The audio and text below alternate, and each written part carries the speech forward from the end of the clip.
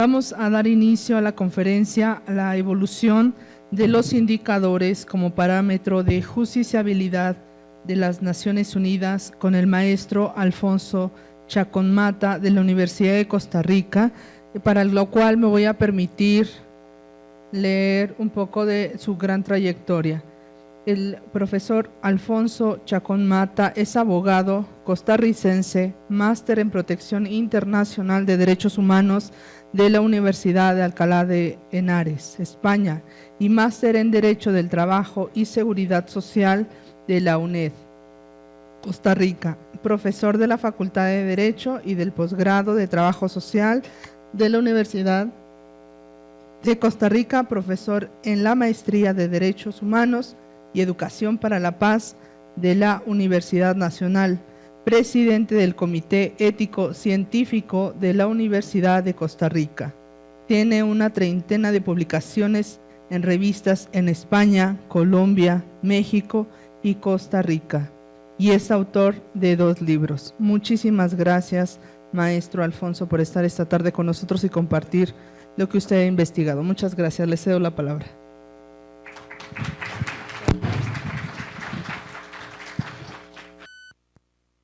¿Me oyen? 1, 2, aló, ¿me oyen? Sí. Primero que nada, muy buenas tardes. Agradecer en todo lo que vale a los personeros de la Comisión de Derechos Humanos por esta invitación. Y bueno, la idea es poder en este espacio hablar algunas cosas de una forma muy somera, pero queremos que sea la manera más directa, precisamente sobre un tema que hemos venido trabajando y estudiando desde hace varios años. Y por eso, cuando está este segundo Congreso Internacional de Indicadores en Derechos Humanos, lo vemos con gran beneplácito, porque precisamente los indicadores en derechos humanos, como se ha hablado acá en la mañana y como se va a hablar a lo largo de estas horas, precisamente nos permiten delimitar la concreción de los derechos, que suelen ser muy abstractos, que suelen estar precisamente en normas programáticas, y bajo esa tesitura los indicadores nos van a ayudar a delimitarlo. El tema se llama Evolución y Perspectivas de los Indicadores en Derechos Humanos en la Organización de las Naciones Unidas. Bajo esa óptica empezamos con una primera situación a hablar, y es precisamente que a partir del advenimiento de las Naciones Unidas, hablamos de la década de los años 40, se crea lo que se denomina en la doctrina un núcleo duro de los derechos humanos, un núcleo duro con la Declaración Universal de Derechos Humanos del 45, junto con... Ok, ahora sí. Perfecto, muchas gracias. Junto con 2 pactos, el Pacto Internacional de Derechos Civiles y Políticos y el PIDES, Pacto Internacional de Derechos Económicos, Sociales y Culturales de la Conferencia de Teherán del 66. Es lo que se denomina el núcleo duro de los derechos humanos, pero sin embargo presentan la particularidad de que son normas que llamamos programáticas. Por ejemplo, la Declaración Universal de Derechos Humanos dice: todos tienen derecho a, todos. Después el PIDES y el PIDES-EP cambia un poco la panorámica en términos de que ya no usa ese todos, pero sin embargo precisamente nos presentan sendos problemas a la hora de concretizar los derechos en cuestión. Adelante, gracias. Ahora bien, los instrumentos internacionales de derechos humanos han presentado históricamente algún tipo de deficiencias. Entonces, bajo esa óptica hemos detectado algunas. Una primera deficiencia es que si nos vamos al PIDES, Pacto Internacional de Derechos Económicos, Sociales y Culturales, nos vamos a encontrar en el artículo 2 que hay lo que se denomina una norma programática escalonada, paulatina de cumplir los derechos.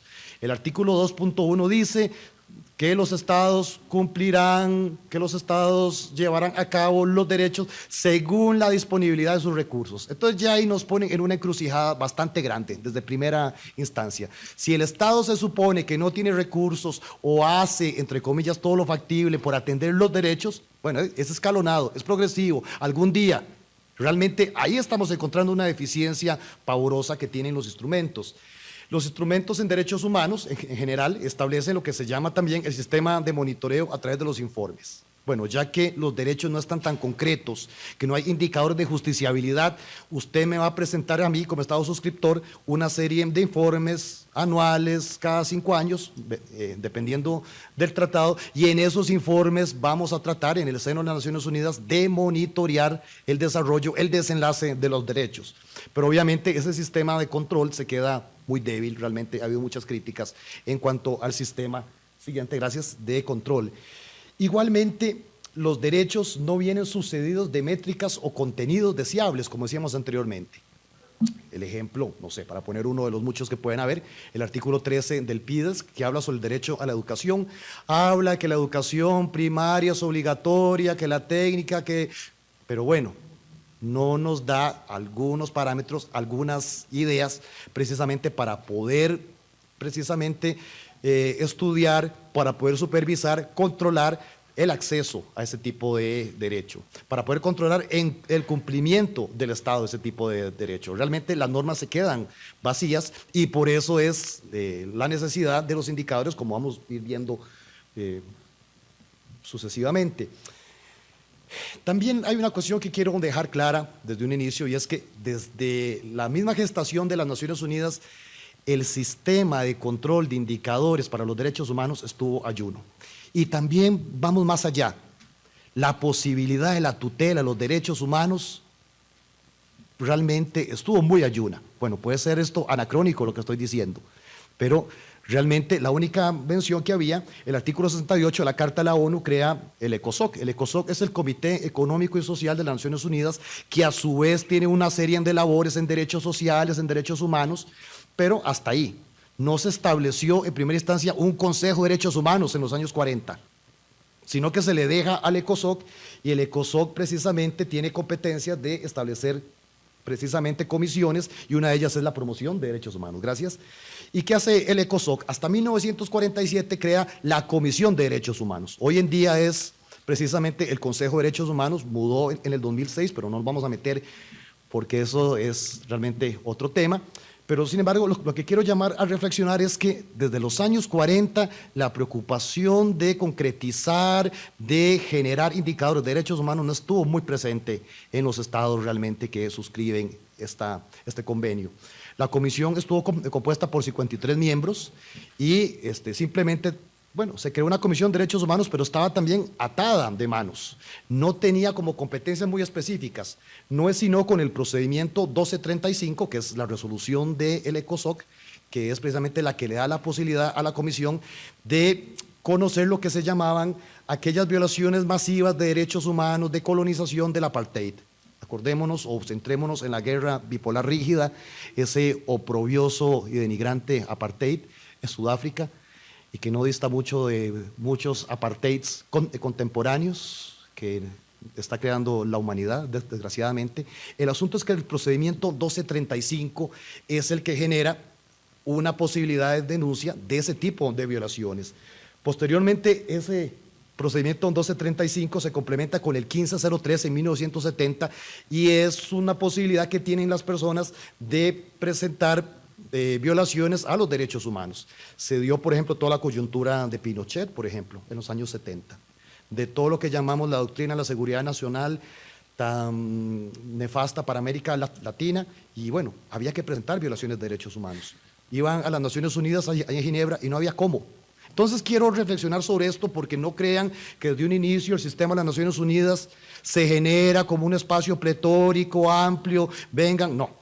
Entonces, al no tener instancias formales muy establecidas de recepción de denuncias de derechos humanos, eso que incide en que el desarrollo de los derechos humanos entonces van muy lentamente. Y si el desarrollo de los derechos humanos va muy lentamente, los indicadores y los mecanismos de justiciabilidad que penden sobre esos derechos, de igual manera tienen una situación sumamente restrictiva.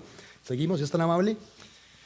Posteriormente, los mecanismos de las Naciones Unidas, los diferentes tratados de derechos humanos crean los comités. Entonces, por ejemplo, el Comité de Discriminación contra la Mujer tiene, el CEDAW en inglés, tiene su propio comité. Son expertos, expertas que son nombrados para revisar los informes, para orientar a los estados sobre el cumplimiento de los derechos en ese pacto. Pero bueno, los comités empiezan a ver una serie como de situaciones. Bueno, en el marco de ese intercambio que tenemos con los estados, ¿qué hacemos para precisar y consolidar de una mejor manera la efectividad de los derechos? Entonces, desde un inicio, por ejemplo, solo el Comité contra toda forma de discriminación racial, estableció la posibilidad en 1967 de que los particulares presentaran denuncias. Todos los demás comités no tenían esa particularidad. Estamos viendo entonces otra deficiencia clara. Mecanismos de derechos humanos a donde se supone que los individuos no tienen acceso a los mismos. Ahí seguimos con ese capítulo de deficiencias sistemáticas estructurales que tiene el sistema de las Naciones Unidas. Paralelamente, ante esta situación de que los comités no podían recibir denuncias, ahora sí se ha mudado, pero digamos en los últimos 15, 20 años, los comités han hecho protocolos, ¿verdad?, que son reformas a sus convenios y han permitido que los particulares pongan denuncias. Inclusive los nuevos comités, tratados en el seno de las Naciones Unidas, la Convención de los Trabajadores Migrantes y sus familiares, o la Convención precisamente de Discapacidad de las Naciones Unidas, han establecido dentro de su mismo instrumento que los particulares pongan denuncia, precisamente para obviar o para subsanar esta omisión histórica que han tenido esos mecanismos cuasi contenciosos. No es sino con el contenido mínimo de los derechos, quiero hacer énfasis en esto, el Comité de Derechos Económicos, Sociales y Culturales dice, bueno, si nosotros queremos empezar a supervisar el umbral del derecho a la salud, el del derecho a la protección social, el del derecho a la educación, tenemos que hablar de un piso mínimo. Para partir de un piso mínimo, poderle exigir a los estados y bajo el marco, el postulado de progresividad que es propio de los derechos humanos, pedirle que los estados trasciendan más. Y entonces es cuando el comentario general número 3 del comité crea la noción de las obligaciones mínimas. Tenían ya unos 5 años el comité de expertos de ir viendo esto, unos en contra, otros a favor. ¿Cómo vamos a exigirle a los estados si, por ejemplo, para el caso del Pacto Internacional de Derechos Económicos y Sociales, hablando de este pacto, hay en concreto, como decíamos en un inicio, las obligaciones son escalonadas, las obligaciones son paulatinas, y si le vamos a pedir una obligación mínima, como que la cosa no funciona. El asunto es que por dicha esta tesitura cumplió, y entonces el comité de DESC, para generar estas obligaciones mínimas, empieza a asirse, empieza a valerse de todo lo que venía produciendo el sistema de las Naciones Unidas con sus organismos especializados. Bueno, ¿quién más, por ejemplo, que la OMS, la Organización Mundial de la Salud, puede saber cuáles pueden ser los contenidos mínimos de salud deseables, permisibles, que se le pueda hacer valer a un Estado? Se empiezan a concatenar ese tipo de insumos y la noción de obligación mínima se fortalece. Adelante, es tan amable. En la práctica hay una cuestión que yo llamé la teoría de la contradicción fáctica de los derechos. Y precisamente esa es una de las grandes situaciones o visiones que tienen los derechos humanos en general codificados. Hay un registro simbólico, hay un registro normativo y hay un registro fáctico, ¿verdad? ¿Eso qué implica? Tal vez para verlo más claro en la siguiente filmina. Valgámonos del derecho a la seguridad social, que es el derecho precisamente, uno de los derechos que está ahí establecidos en el PIDSP, en el Pacto Internacional de Derechos Económicos y Culturales, perdón. El registro simbólico es, bueno, que hay una aspiración precisamente, hay una aspiración a donde se busca precisamente, y tengo que acercarme más porque ya ni veo, asegurar el acceso a toda persona a la seguridad social. Eso es un registro simbólico. Bueno, hacemos esta norma porque la idea es que los seres humanos tengamos protección a la seguridad social. El registro normativo es que se crea una norma, el artículo 9 del PIDES. Ay, muchas gracias. Y ahora sí. Perfectísimo, está bien. Desearía tener así, pero de ni modo. Está muy bien, muy gentiles. Ya ni veo. El registro normativo está previsto en el artículo 9 del pacto. Bueno, ahora sí, esa aspiración, ese registro simbólico de querer dar garantías a la protección social, vamos a plasmarlo en una norma. Sin embargo, viene el último registro, que es el registro fáctico. En la realidad, esa norma se queda corta, porque no me dice, por ejemplo, diferentes situaciones que tenemos acá, y me vuelvo a acercar, por ejemplo, el modo, cómo se va a ejecutar, el tiempo. no nos entra con una serie de variables de cómo voy a plasmar, a hacer ejecutivo ese derecho en el espacio-tiempo. Entonces ahí encontramos una contradicción. El registro simbólico me puede decir, sí, es importante proteger a los seres humanos, dotarlos del derecho a la protección social. El registro normativo me va a dar una norma, pero el registro fáctico no me va a presentar sendas incongruencias. ¿Cómo lo instrumentalizo? ¿Cómo le pido a los estados que me cumplan ese derecho? Entonces, por eso es que el registro fáctico es el camino fértil para los indicadores, para tratar de subsanar esas deficiencias que tenemos con el registro simbólico y con el normativo. Muchas gracias. Eso precisamente hace, lo ideal sería, no sé, que la norma dijera, y se los puse como un agregado, por ejemplo, esa del artículo 9. Los estados partes en el presente pacto reconocen el derecho de toda persona a la seguridad social, incluso el seguro social. Para fijar este derecho se observará el criterio mínimo elaborado por el Comité de Expertos de Seguridad Social de la Organización Mundial de Salud de las Naciones Unidas. La norma no dice eso, no dice eso. Sería lo deseable que la norma viniera de una vez con parámetros de justiciabilidad, con parámetros de indicación, no lo dice. Entonces, por eso es que yo lo pongo románticamente y le pongo agregado nuestro, porque es lo que desearíamos muchos, y que en el fondo tenemos que hacer en lo que denominamos el registro fáctico, en la práctica. Presentar una serie de indicadores para precisamente hacer efectivo ese derecho, porque la norma no nos dice esa situación per se. Las Naciones Unidas ha generado en diferentes etapas una serie de, a través de diferentes desenlaces, una serie de parámetros en la evolución de los indicadores. No me puedo referir más ampliamente, pero en la ponencia lo he tratado, digamos, de sistematizar mejor. En la Declaración de Viena, la Declaración Mundial de Derechos Humanos del 93, hay una preocupación de la conferencia en generar indicadores para hacer justiciables los derechos. En el 2006 hay un informe sobre indicadores, se reúnen varios expertos, ya se habían empezado a reunir en el 2003, en el 2004, y entonces los expertos a nivel gubernamental, a nivel de ONGs, a nivel de agencias de las Naciones Unidas, dicen, bueno, aquí es importante elaborar indicadores válidos, objetivos, realizables para cumplir los derechos, y generan un documento muy interesante en el 2006. Hay otra sesión que hacen en el 2012, a mí prefiero, digamos, que referenciarme a esta del 2006 porque tiene cosas mucho más concretas. Muchísimas gracias. Un momentito. Mejor. ¿Me oyen? No. No, entonces, sí, ok.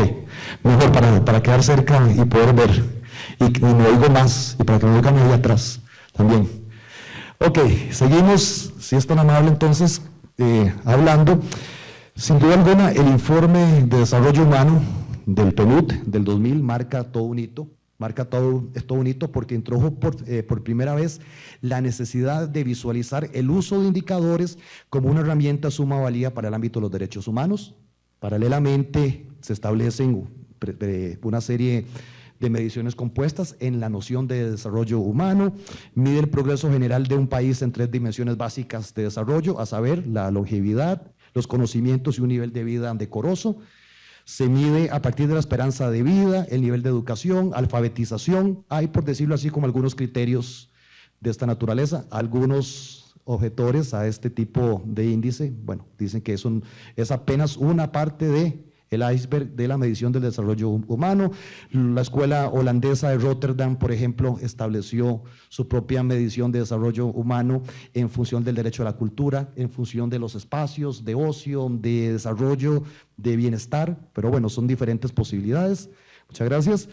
Nada más decir, no me voy a ampliar más en esto, está en la ponencia, decir que se crearon 3 índices complementarios, el índice de pobreza humana, el índice de desarrollo relativo a género, cada uno tiene su especificidad, y finalmente el índice de potenciación de género. Son como 3 indicadores complementarios que después se fueron desarrollando producto del índice de desarrollo humano en los 90. Seguimos, si es tan amable. Siempre dentro de este esquema de algunos hitos en el marco de las Naciones Unidas que desarrollan el sistema de indicadores, hay una consulta de expertos en el 2005, muy importante, porque de allí devienen lo que han hablado otros expositores y expositoras que me antecedieron, de indicadores estructurales, indicadores de proceso, resultados. No voy a ahondar sobre eso porque ya se habló. es otro hito sumamente importante. Pasamos. Ahora bien, teniendo claro que el sistema de las Naciones Unidas, a partir de los 90, con todo lo que veníamos hablando, el contenido mínimo en el 89, el índice del 90, de desarrollo humano del 90, del PNUD, los alcances de la conferencia del 93 de Viena y otros más, paralelamente, estos indicadores, podemos decir, como un elemento aglutinador, que encontramos 7 premisas características de los derechos humanos, de los indicadores en derechos humanos. Número 1, la más básica, derivan de las obligaciones en tratados de derechos humanos. Ese registro simbólico y normativo lo traducimos en indicadores para hacerlo efectivo y precisamente devienen de los diferentes tratados de derechos humanos suscritos por los estados. Número 2, los indicadores sirven para cumplir las disposiciones genéricas de los tratados y su papel consiste en precisar la ejecutividad. Ya vimos anteriormente que la naturaleza de muchos de los derechos humanos es precisamente dejar un ámbito muy amplio de realización. Incluso hay una doctrina un poquito que es perversa desde mi óptica, que es la doctrina del margen de apreciación nacional. El margen de apreciación nacional es una doctrina que se le dice, bueno, usted tiene que cumplir el derecho a la salud, pero usted tiene que ver de acuerdo a sus posibilidades, a su tropicalización propia de la norma, por llamarlo de alguna manera, cómo lo ejecuta. Entonces muchos estados se han valido precisamente de esa doctrina. Es una doctrina muy nefasta, pero es una doctrina muy conservadora porque en el fondo no insta a los estados a dar esa milla extra, a dar ese paso más para la consolidación y progresividad de los derechos humanos. Adelante, si es tan amable. Los indicadores en derechos humanos son diferentes a los indicadores sociodemográficos y socioeconómicos. Yo, bueno, me había extendido esto en la ponencia, ¿verdad? Pero nada más básicamente decir, eso está más ligado con el siguiente punto. Los indicadores en derechos humanos responden a un enfoque basado en derechos humanos. El tema del enfoque basado en derechos humanos por sí mismo es un tema por aparte. Pero vamos a decir muy rápidamente que a partir del advenimiento de la Conferencia de Copenhague, la Cumbre Social de 1995, los países suscriptores dijeron las problemáticas mundiales, sectoriales, nacionales, tienen que visualizarse a través de políticas públicas con enfoque basado en derechos humanos. Solo allí también tendremos posibilidades de crear indicadores más propicios para el desarrollo de los seres humanos. El enfoque basado en derechos humanos, muy sucintamente, se basa en 3 situaciones características. La primera es que son derechos que devienen de los tratados internacionales de derechos humanos. La segunda, esos derechos precisamente tienen que cristalizarse, tienen que materializarse a través de política pública que no discrimine, que no presente ningún tipo de desventaja entre unos y otros, salvo con las particularidades propias de grupos con los cuales hay que hacer lo que se denomina una igualdad de segundo grado o por distinción, por ejemplo, para el sector de discapacidad o competencia funcional disminuida, para grupos indígenas. Bueno, los tratados internacionales permiten un tipo de situación diferente. En sí, el enfoque basado en derechos humanos es una piedra angular en el sistema precisamente de las características de indicadores en derechos humanos. Seguimos, si es tan amable. Son evolutivos y progresivos, ajustándose a la expansión y el mejor disfrute de vida en los seres humanos. Esa es la magia de los indicadores.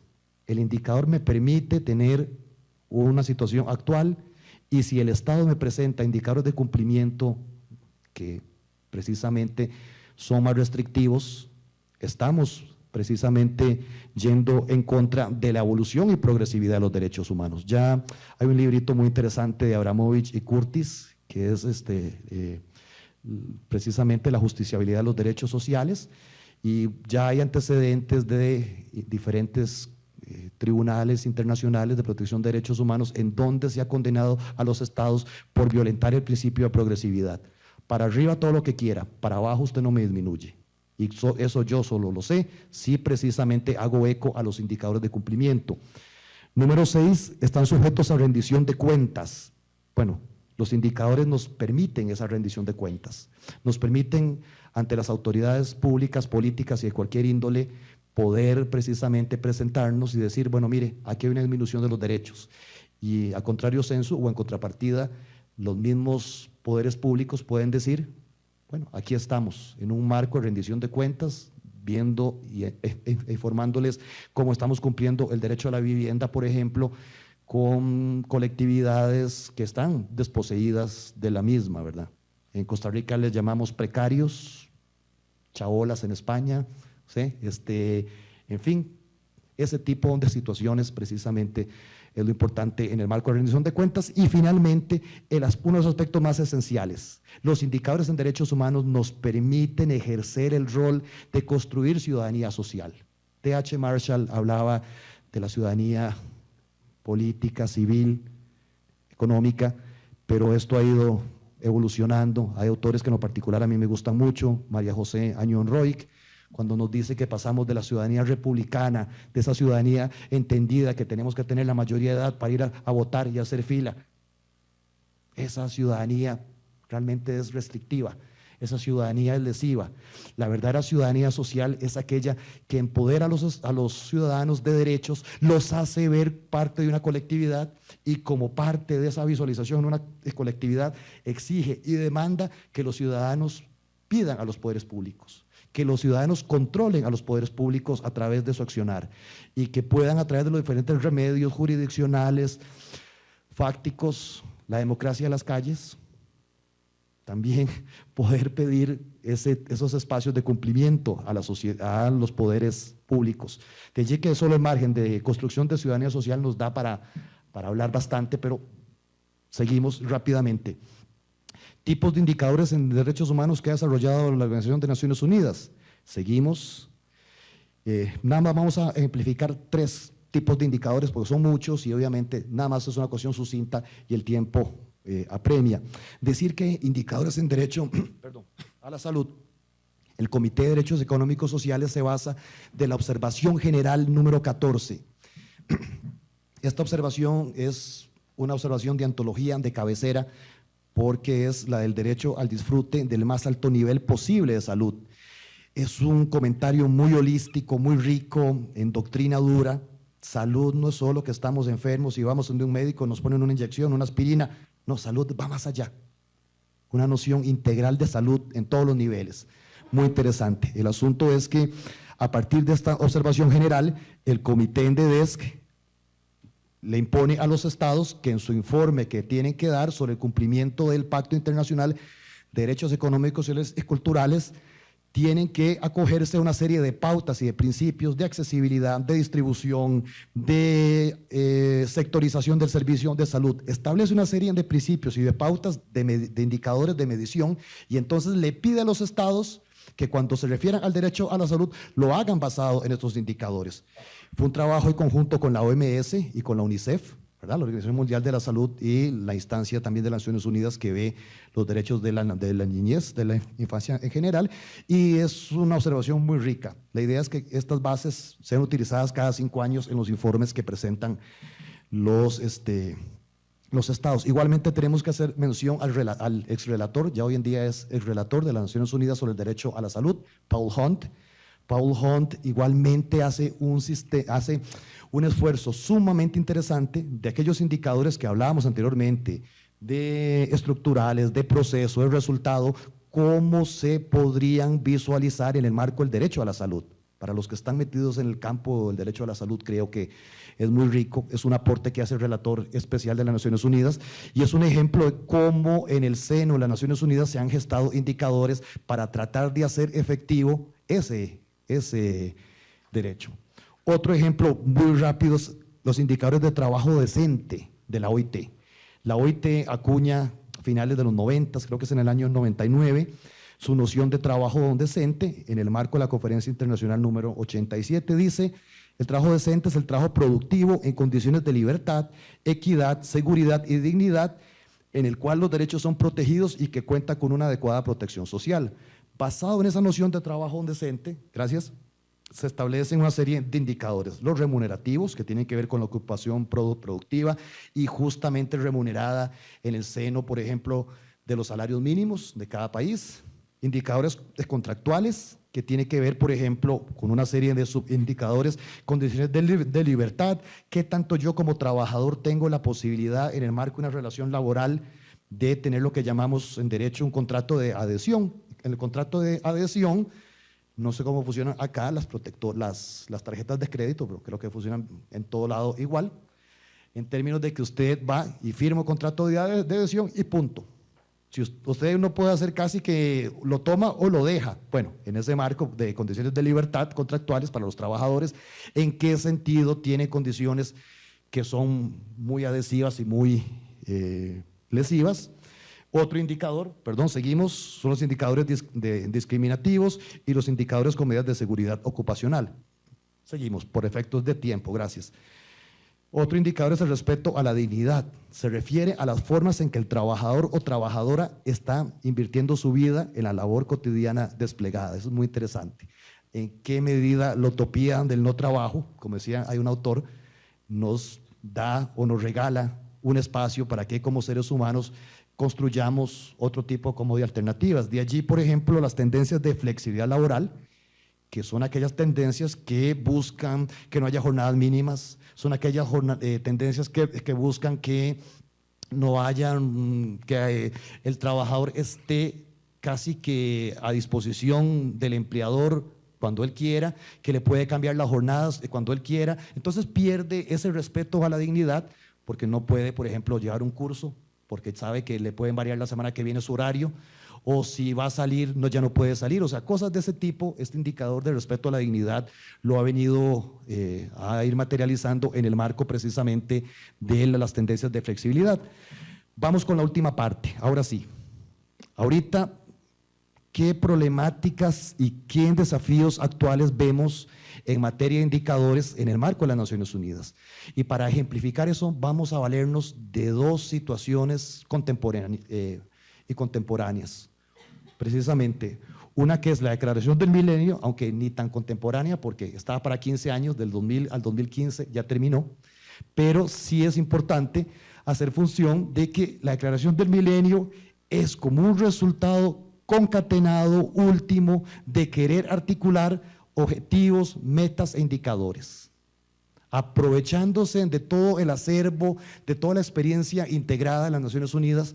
Bueno, esta Declaración del Milenio va a generar, en principio eran 8 objetivos: erradicación del hambre, otro era sobre la protección de la salud materna, otro era sobre el control del VIH-Sida, o sea, habían varios. Después en el 2005 se metieron 4 objetivos más de trabajo y productivo, de preservación del ambiente.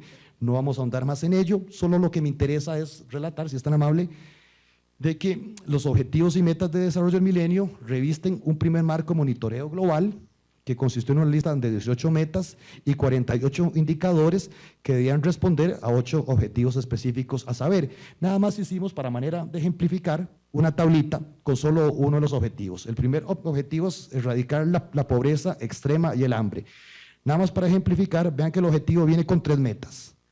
Una meta A, de reducir a la mitad y ahí le ponen un espacio-tiempo entre 1990 y 2015, el porcentaje de personas cuyos ingresos sean inferiores a $1 por día, ese gran séquito de seres humanos que viven con menos de $1 o con $1, y así por el estilo. Tiene diferentes metas y cada una de las metas tiene a la par los indicadores.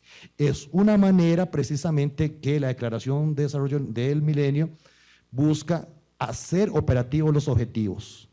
Ya no es tanto el registro simbólico o el registro normativo, como hablamos anteriormente, es el registro fáctico. ¿Cómo es que materializo? ¿Contra qué contrasto? ¿Contra qué variables? Y ahí vienen los indicadores. Nada más para poner solo ese caso. En el informe final, esto de los objetivos de desarrollo del milenio se las trae. Por ejemplo, el informe de la FAO dijo que al finalizar el 2015, que era el periodo de esos 15 años de desarrollo de esta iniciativa marco, que desgraciadamente solo 38 estados han cumplido la misión, la función de erradicar el hambre en sus países. El resto, los 190 y pico de miembros de las Naciones Unidas, tenemos en nuestros países deficiencias. Aquí vimos en la mañana una ilustrativa exposición para el caso del derecho a la alimentación en este país, pero igual en los países de donde venimos tenemos ese tipo de complicaciones. No obstante, también el informe final de Kofi Annan del 2015 dice que todavía hay millones de personas que siguen desamparadas, en particular los más pobres y los desfavorecidos. No crean que esto del desarrollo del milenio es, en mi país decimos la pomada canaria, no sé, aquí la traducción cultural, o sea, que sirve para todo. Que el desarrollo del milenio tiene una serie como de objetivos y si hacemos esto, se cumple y la humanidad puede llegar a ser feliz y vivir en el mundo de la abundancia y la necesidad satisfecha. El asunto es que todavía nadie engaña a nadie y tenemos situaciones meta que cumplir y producto de eso se perfila la otra gran gestión que está vigente, que es la Agenda Mundial de Desarrollo Sustentable. Yo le pongo nuevo reto para los indicadores en derechos humanos. Esto nace en función de una conferencia que se hace en Río de Janeiro en el 2012. Se emite un manuscrito que se denomina El futuro que queremos y a partir de ahí dicen, bueno, se analiza lo que pasó con los objetivos de desarrollo del milenio, se analiza y se ve que hay mucho que hacer, que hay demasiadas cosas que hay que construir. Y bajo esa premisa se habla de los objetivos de desarrollo sostenible, de los ODS. Ok. Decir a muy grosso modo que este proyecto contiene 169 metas y 17 objetivos. Algunos han objetado, dicen, no pudimos ni con las del milenio, y aquí estamos metiendo más metas y más indicadores y más objetivos. Algunos precisamente han enarbolado ese tipo de críticas. No obstante, para los efectos que nos interesa, gracias si pasamos, aquí cambia una serie de situaciones. La misma cumbre de la Agenda de Desarrollo Sostenible dice que los indicadores van a ser mundiales. En el caso de los Objetivos de Desarrollo del Milenio fue una inteligencia técnica del PNUD que desarrolló, basado en su experiencia en los indicadores, y por ahí los estados se les dio una participación muy marginal. Aquí se quiere cambiar el paradigma, se quiere, pongo entre comillas, porque quiero, obviamente, el sesgo crítico tiene que estar en todo lo que hagamos. La verdad es que aquí se nombra una comisión de expertos sobre indicadores de los Objetivos de Desarrollo Sostenible. Ya sabemos que son estas metas, que son estos objetivos, pero vamos a aterrizar más los indicadores. Y en el marco de este trabajo, en el 2006 se crea una comisión de estadística que les digo que ha desarrollado unos indicadores, otros no. Todavía, en principio, estaba para principios del 2016 tener ya este trabajo listo, pero se han atrasado. Y eso conlleva, a lo siguiente. Se supone que en la elaboración de estos indicadores tiene que haber concurso del Estado, de la ONU, de los expertos, de la sociedad civil. Bueno, ¿a dónde está la participación de la sociedad civil? Yo no sé si en algún momento, si me equivoco, a la Comisión de Derechos Humanos del DF le habrán pasado algún tipo de formulario de consulta, no lo sé. Tal vez puede ser que sí, y estoy diciendo, pero me atrevería a decir casi que no. Bueno, ahí es el sesgo crítico. ¿A dónde queda? Se suponía que esto iba a cambiar el paradigma del desarrollo de los indicadores del anterior, de los objetivos de desarrollo del milenio, y que no fueran de abajo hacia arriba, y tratar de hacer una construcción más de abajo hacia arriba, de arriba hacia abajo, y la idea es de hacerlo de abajo hacia arriba. Todavía estamos debiendo en esto. Aquí nadie engaña a nadie. Se dice que los gobiernos elaborarán sus propios indicadores nacionales ajustados a estos objetivos de desarrollo sustentable y que se supone que en el marco de la participación y elaboración de estos indicadores tiene que haber presencia de la sociedad civil. Comisiones de derechos humanos, grupos de derechos humanos. ¿A dónde están las convocatorias? No las veo. En mi país es igual y me parece que el común denominador va hacia ese sentido. Tratar de hacer algo muy bonito en materia de indicadores, más participativo, más aterrizado con las experiencias de colectivas y sectoriales, pero se quedan cortos.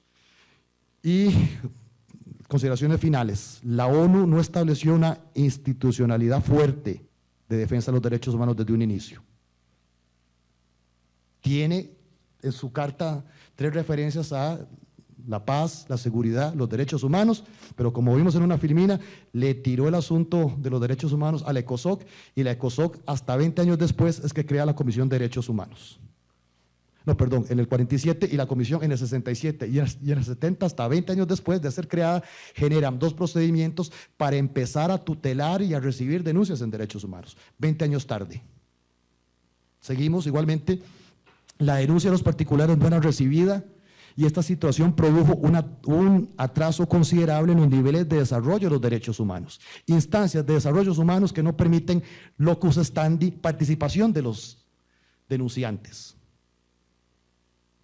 Tutela los derechos humanos que no ve. Establecía paradójicamente los tratados el mecanismo de queja entre los estados, pero no de queja de los individuos hacia los estados. Eso fue cambiando progresivamente para tratar de solventar ese gravísimo y craso error histórico.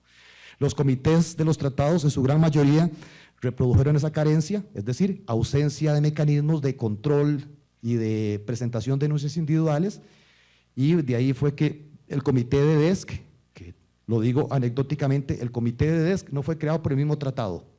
El tratado, el Pacto Internacional de Derechos Económicos, Sociales y Culturales no contemplaba la creación del comité, como todos los demás. ¿Por qué? Porque los derechos sociales son derechos caros, son derechos muy políticos, me van a exigir entonces el derecho a esto y al otro. No fue sino la Comisión de Derechos Humanos que crea el comité de DESC.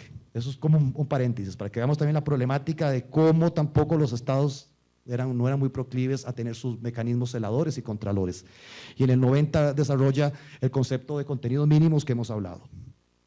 Indicador de desarrollo humano del 90 es el primer hito sistematizado. Consulta de expertos en el 2005 concibe los indicadores estructurales, proceso y el resultado. Los comités y relatores especiales fueron creando sus propios indicadores, como el caso del derecho a la salud y a la educación, por poner ahí algunos. Los organismos especializados han ido en esa senda, como es el caso de la OIT, que es un organismo especializado, con sus indicadores de trabajo decente para el trabajo común y corriente. Con los objetivos de desarrollo sustentable o sostenible se cambia una práctica con respecto a los objetivos de desarrollo del milenio y el rol de los indicadores en derechos humanos. Lo pongo entre comillas, quiero ver siempre el sesgo crítico, porque los objetivos de desarrollo sostenible se supone que van a permitir una interacción más participativa. Veamos eso como una fortaleza, como una oportunidad, a diferencia de los anteriores objetivos que los indicadores fueron elaborados más por tecnócratas. Se supone en la letra, y de allí deviene nuestro papel como organismos de derechos humanos, exigir y hacer la presión para que eso sea en la realidad, de que esa participación se suscite para entonces podamos ser escuchados en el marco de la elaboración de los indicadores. Que no sean 2, 3 tecnócratas que se sienten allí y que generen unos indicadores que al último no son aterrizados a la realidad, a nuestros contextos, a nuestras vivencias como defensores y defensoras de los derechos humanos. Y bueno, la iniciativa habla de los grupos privados, también como interlocutores en todo ese proceso. Así dice, digamos, como la traducción. Yo pongo, entre paréntesis, será un espacio propicio para los grupos sociales y activistas de los derechos humanos. Esa es la senda de la oportunidad. Esa es la senda de la presión. Esa es la senda, digamos, de construcción de ciudadanía social que yo quiero, digamos, dejar como reflexión final. Vean que el proceso de elaboración de indicadores es un proceso que se hace a posteriori y precisamente para tratar de subsanar una carencia histórica de las Naciones Unidas. También podemos hacer una lectura política de que en la posguerra las Naciones Unidas es el fruto de los que ganan la Segunda Guerra Mundial y hay una serie, digamos, de situaciones, tal vez los derechos humanos no encajaban como una vivencia más deseable, sino más aspirativa. Se prestó también en el conflicto del marco rígido este-oeste para recriminarse quién violaba y quién no los derechos humanos, netamente instrumentalizados ideológicamente, pero no operativizados en la práctica para hacer valer realmente los derechos de las personas de carne y hueso, que es lo que interesa. Así que agradezco la atención brindada, muy amables por escucharnos, por permitirnos intercambiar estas pequeñas reflexiones. El trabajo más elaborado se los dejo como una ponencia para los personeros y personeras de la comisión y muchas gracias, reitero mi agradecimiento a esta comisión y estamos para servirles, muy amables, muchas gracias.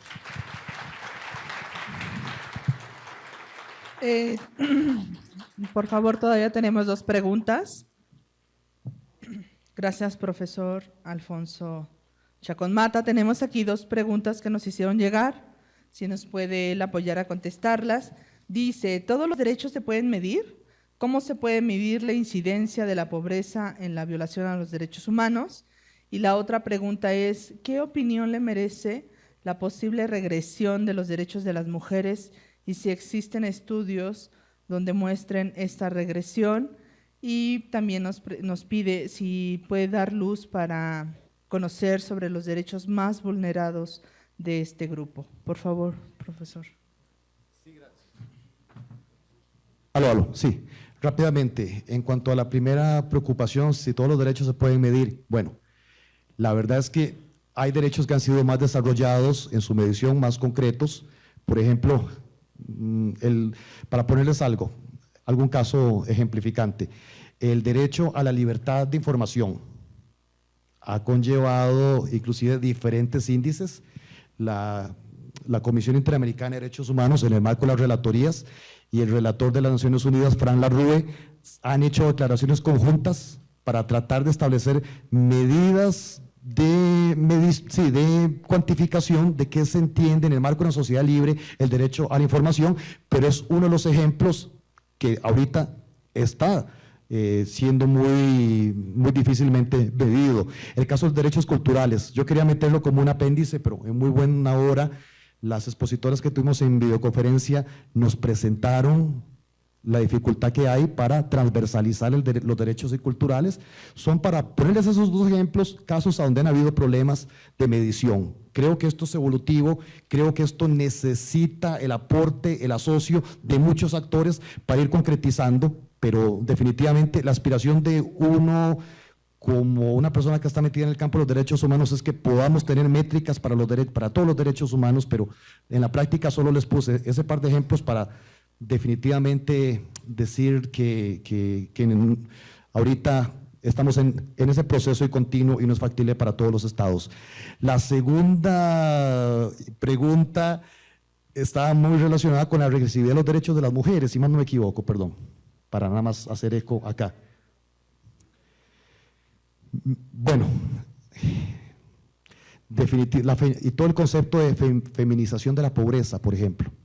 Hay estudios en el Instituto Interamericano de Derechos Humanos sobre pobreza y derechos humanos que me parece, para las persona que tal vez hizo esta pregunta, me parece que son hitos muy alentadores, dan una serie de fórmulas, dan una serie de posibilidades precisamente de cómo atender teórica, conceptualmente y fácticamente una serie de mecanismos para generar ese proceso de empoderamiento de las mujeres, ¿verdad?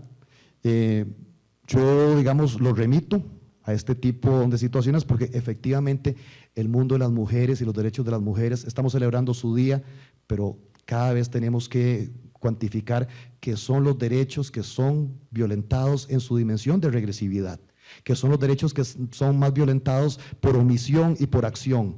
Y precisamente en el marco también de la pobreza está teniendo rostro de mujer en nuestros países, en nuestro mundo actual, y de allí que hay iniciativas como estas de estudio que me parece que pueden dar una luz, porque aquí me piden si nos pueden dar luz, ¿verdad?, sobre derechos más vulnerados en este grupo. Es que son muchos. Yo, digamos, he trabajado más con la cuestión de derechos laborales, derechos culturales, y casi que si se va a pedir un trabajo, bueno, no me llamen, nosotros la llamamos. Si es mujer, la cosa está más complicada. Si está en edad reproductiva, mucho más. Bueno, después va a pedir permiso que por los niños, que por las cosas. Realmente hace falta más instrumentos de defensa, más fueros de protección de la mujer, de manera tal que se proteja a través de esos fueros a la mujer en estado de lactancia, a la mujer en estado, por ejemplo, de embarazo, y que eso sea realmente que pasemos del registro simbólico, como decíamos anteriormente, al registro fáctico de derechos tutelados. Pero sí, lo remito, son estudios del Instituto Interamericano de Derechos Humanos de pobreza y feminización de la pobreza. Si cualquier cosa, no sé, con mi correo electrónico, yo les puedo pasar las citas para la persona que esté más interesada, porque es un tema como muy específico. Así que, bueno, yo agradezco en todo lo que vale nuevamente y gustoso de haber compartido con todos ustedes. Muchas gracias. Muchísimas gracias, maestro Alfonso Chacón Mata, por sus aportaciones al segundo Congreso de Indicadores de Derechos Humanos. Tenemos para usted un reconocimiento y una constancia por su participación. Muchísimas gracias, para nosotros es un gusto tenerlo aquí.